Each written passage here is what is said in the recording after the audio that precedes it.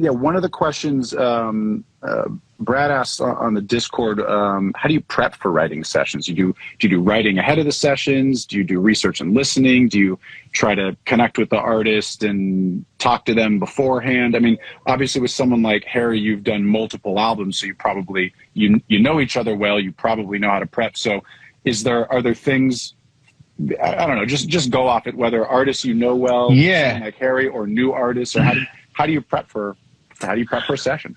Yeah, so I'll start with like some just kind of like more like kind of personal element of this, is that I definitely have like a certain level of kind of performance anxiety. So I have always found that the more prep I do, the less that exists. So I'm a prepper, but I know a lot of people that I work with that aren't super preppers. And so this feels very personal, this question. And I think that because I think a lot of people love, right when people show up, they're like, all right, now I'm working. And then they start to do the jamming and the hunting and the searching. And for me, I kind of maybe get a little bit like of trepidation around like kind of being watched. So I kind of can be a little bit less confident in going down a rabbit hole that might actually end up being very, exciting if I'm just give myself 20 minutes of concerned kind of time. And some people don't have that issue and others do. And so I think that in that way it makes it personal. But I love me a good prep day because I would like to focus when the artist comes in. I would love to focus as much as possible on the song. Like, that's what you need. You need to get a song. Like, we all can make music, like pretty good music, but adding lyrics and a melody, I mean, that's the thing. That's the hardest thing. And so, it's really, it's really nice to have something kind of going with good chords that you're confident in, or multiple things. And, and you can build on that and do that, this and that, but it's really nice for me to have some backup stuff. And then if you end up jamming, of course, you go with that. It's all, it's all very up in the air, but I do appreciate I love a good prep day. And actually with artists that I'm working on right now, I'm actually kind of doing multiple prep days in a row for long weeks so that I can focus on,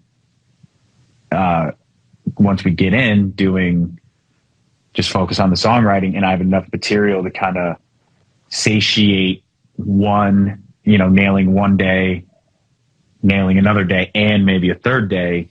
I don't have to, on a Thursday or a Friday, I can really focus on getting good vocals, writing a good song. And that, that stuff's really hard. Yeah. Like, getting a good vocal is really difficult. And I think that if I'm spending a lot of time thinking about snare drums and chord changes and that kind of stuff, it can be detrimental to, because I can do all that also when, this artist leaves. So let me focus on, while they're here, getting, like, that's their job, is to write the song and sing down, and they're there to kind of have you help them do that job. So I it's hard, because the best part about making music to me is just being nerdy and like, oh, let's reverse that, and then we'll throw it through this, and we'll put it through the tape delay, and then we'll all hum, and then then we'll walk backwards. You know what I mean? I don't know. It's just like, but like, it's like, at the end of the day, if they have something to say, they normally can start saying it very quickly if there's music, and if there's music that they like. And then let's say it takes 3 hours to get like a verse and a chorus that everyone feels really good about, and maybe a little bit more to get the whole thing.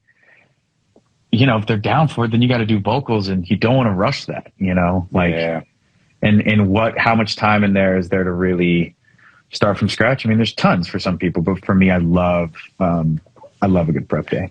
So, well, there's a bunch of things to go off there. I just briefly, that was the thing that I didn't understand when I came from, I played in bands, I produced hip hop, but when I came to LA, I was doing a lot of rock bands, like producing whole albums, doing some writing with the bands as well, but really like producer, engineer, mixer, that classic, like really Eric Valentine, that era.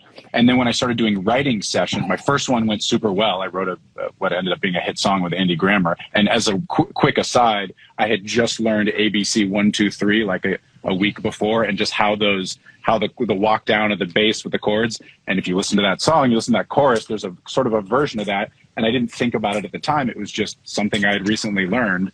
Perfect example of what we were talking about earlier.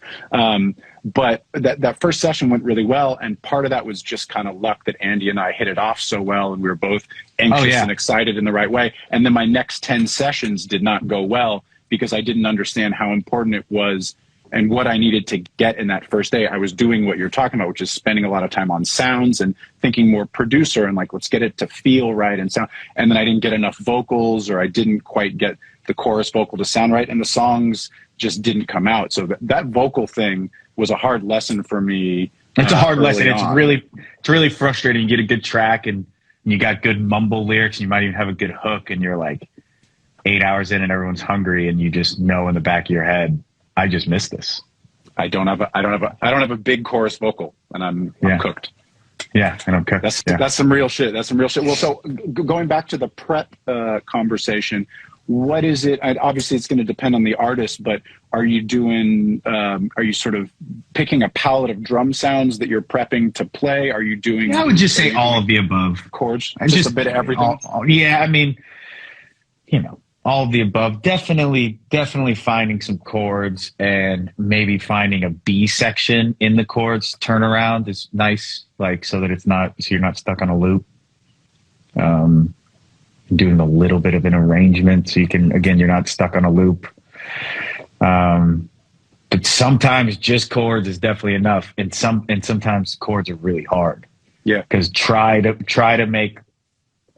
actually find creativity within chords. It might be, just removing one note, or, I've been doing a lot of this stuff with like piano where like I'm just doing two notes in the right hand and playing the missing of the triad in the left and going up and down and trying to learn how to play melodies that way. Yeah.